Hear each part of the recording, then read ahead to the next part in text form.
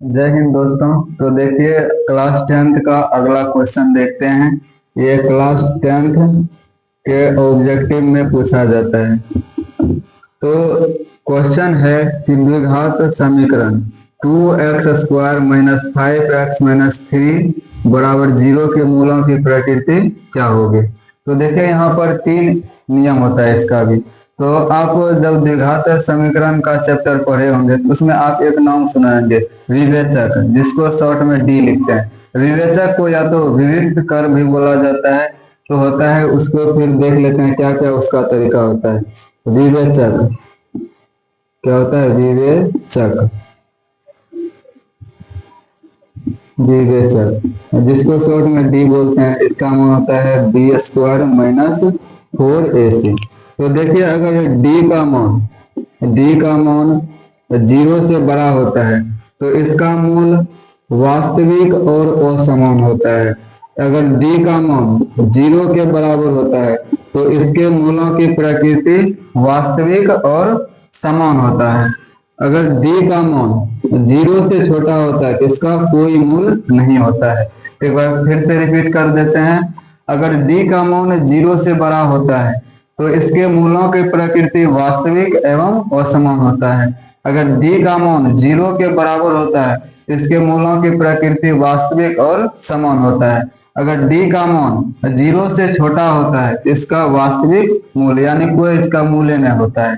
तो यहाँ पर हम क्या निकालेंगे? यहाँ पर ये चीज निकालना है। तो ये चीज निकाल लेंगे यानी डी का मान पता चल जाएगा, 0 से बड़ा होगा या 0 के बराबर होगा या 0 से छोटा होगा। तो इसके लिए हम एक बार द्विघात समीकरण को लिखते हैं। यहाँ पर दिया हुआ है 2x² माइनस में 5x - 3 बराबर 0।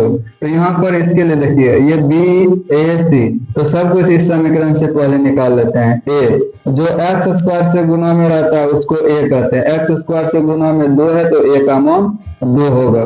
उसके बाद b होता है जो x से गुना में रहेगा उसको b कहते हैं। x से गुना में 5 है और आगे में चिन्ह माइनस है तो यानी b का मान हो जाएगा -5। उसके बाद c जो यहाँ पर अचर पद होता है वो c का मान होता है। अचर पद -3 है तो यानी c का मान हो जाएगा -3। तो अब इसको इस सूत्र पर रखना है, विवेचक यानी d बराबर b² - 4ac। तो यहाँ पर b का मान देखिए -5 है तो यहाँ लिखेंगे -5। b² है तो इसलिए इसका भी स्क्वायर -4 गुना a का मान a है तो यहाँ पर a का मान रखना है। a का मान 2 है तो a के जगह पर 2 गुना में c का मान -3 है तो यहाँ पर रखेंगे -3। अब देखिए माइनस का स्क्वायर प्लस हो जाएगा, 5 का स्क्वायर 25।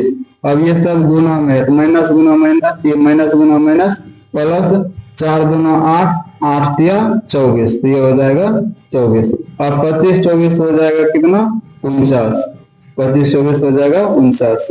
तो डी, यहाँ पर डी का मान देखिए, यहाँ पर डी का मान जो निकला है वो इससे d से 0 से बड़ा है। d का मान 0 से बड़ा है।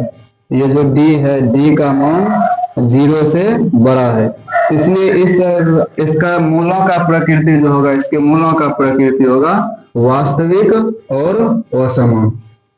इसके मूलों की प्रकृति हो जाएगा वास्तविक और असमान। यही ऑप्शन इसके लिए सही है। अगर यहाँ पर d का मान 0 के बराबर निकलता तब इसका क्या हो जाता है? वास्तविक एवं समान।